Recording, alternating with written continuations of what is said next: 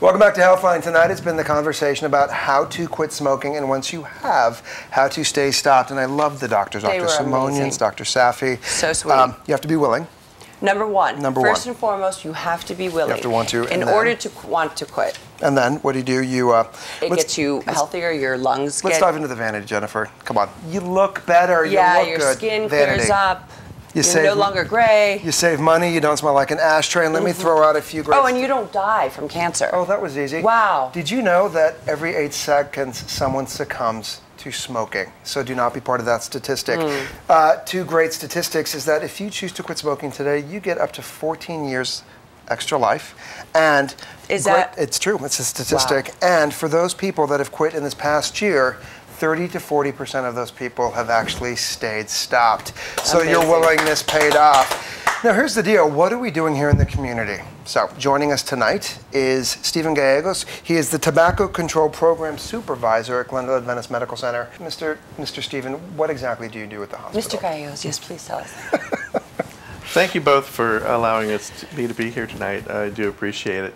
Glendale Adventist Medical Center has been a part of the public health picture in Glendale, and we're part of the Glendale Healthier Community Coalition. And we've worked very hard to create a healthier environment for all the residents here in Glendale, and of which I'm one, and I was actually born at the Glendale Adventist Medical Center. So this is my hometown.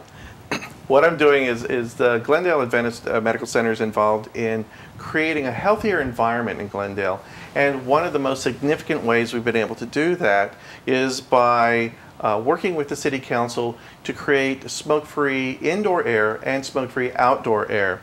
The fact is approximately 9,000 people in Los Angeles County die every year as a result of using tobacco. Wow. And you know, every time people die from firsthand smoke, they actually take 3 non-smokers with them. So there's people who are dying from secondhand smoke who never smoked a day in their life. Which is staggering. 3 people with them? Every time 3 people die of smoking, 1 non-smoker dies. Wow. Because of their...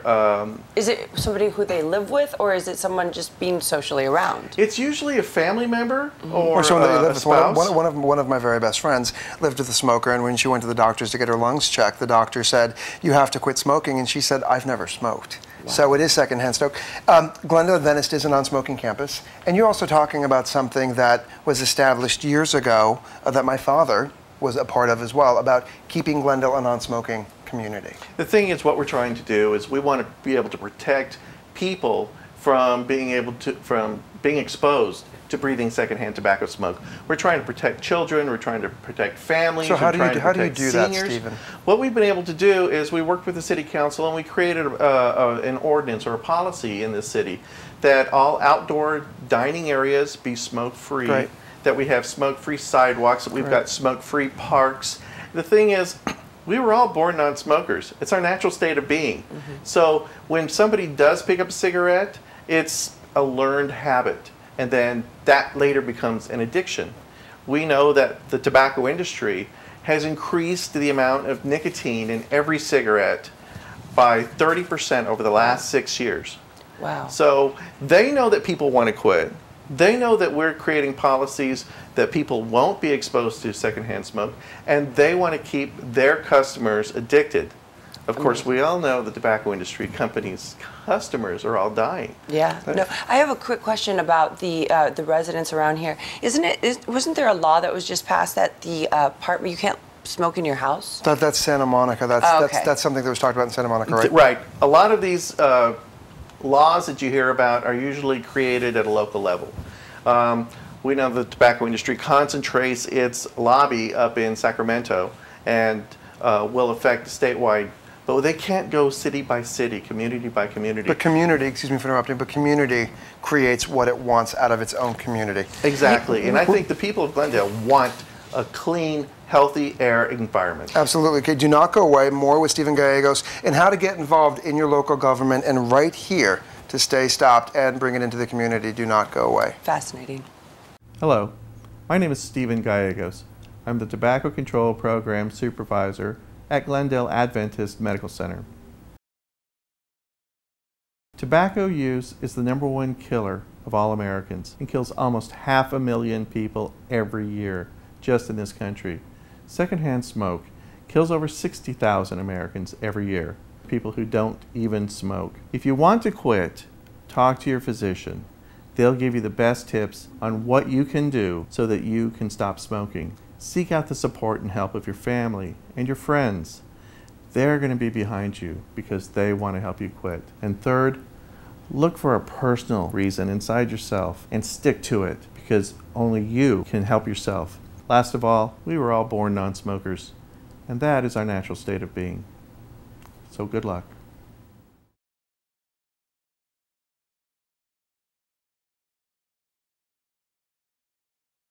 Hi, my name's Kevin Roberts. I'm the president and CEO of Glendale Adventist Medical Center. I want to tell you about our website. Our website at glendaleadventist.com has health tips. It has places for classes and education for you and your family. It has a way to find doctors. It has a way for you to learn about the different services that we provide at Glendale Adventist for the whole person. We cover the whole range, and we are here for you.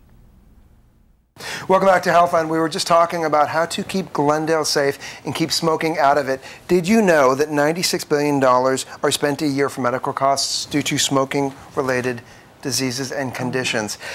We are paying people to get healthy even though a cigarette kills them. Joining us tonight is the Tobacco Control Program Supervisor at Glendale Adventist Medical Center. Stephen Gallegos. Because you like it the way she says it, not me. Stephen? Greg, you know, that was a very good statistic that you just mentioned. Isn't that fascinating? I want you to know that every time that somebody buys a $5 pack of cigarettes, you and her and me, we're all paying $7 more towards their future healthcare costs. So if you want to talk about the real cost of a pack of cigarettes, it would be $12. People should be incensed the fact that we have the tobacco industry, which is selling these products to people. And if it was a product that was being made today to be sold as a consumer product, would never pass muster, would never get past the FDA. But yet, we do have it. It's been grandfathered in, and they're trying to sell it to kids. We know that the marketing that's created by the tobacco industry is geared to get teens to start smoking. Make it look exciting, make it look... The replacement smokers, exactly. But how does a parent teach a teen not to buy cigarettes, or that it's not good for you? Well, if the teen is buying cigarettes, who are they getting their cigarettes from? They're getting their cigarettes from retailers. We need to educate the retailers to not sell tobacco to kids. So if a kid is buying a pack of cigarettes, where's the crime? Is it the kid who's buying the cigarettes who doesn't have them before, or is it the retailer who would be selling the tobacco to the kid? There's an age limit, isn't it? 18? 18 is age limit. Stephen, you brought this with you. It says there is no right to smoke. Can you share with us what this is? The Constitution does not recognize smokers as a protected group. So therefore, there is no right to smoke. Nobody can say that they have a constitutional right to smoke because there is none. If someone is smoking, we actually, as clean air breathers, need air to survive. So we actually, you know, it should be a non-smoker's rights to be protected from secondhand tobacco smoke. Because when somebody is smoking around us, we're breathing in 69 cancer-causing agents that are in secondhand smoke. And if you've made a conscientious decision in your life to not smoke, to live a clean, healthful life, to be around for your children and your grandchildren, why should you want to subject yourself to somebody else's addiction and breathe in 69 cancer-causing agents into your body? And bottom line, as you were saying earlier, Stephen, to not smoke is a choice. How can people find you, Stephen? I'm at Glendale Adventist Medical Center, and we work out of community services. Fantastic. We're going to be fighting to keep Glendale smoke-free, because what it does is it levels the playing field for everyone to enjoy the restaurants and the amenities this great city has to offer. If you are sitting at an outdoor restaurant and nobody's smoking, everybody gets a chance to enjoy the aroma coming out of their glass of wine, the food that they're being served by our fantastic restaurant chefs.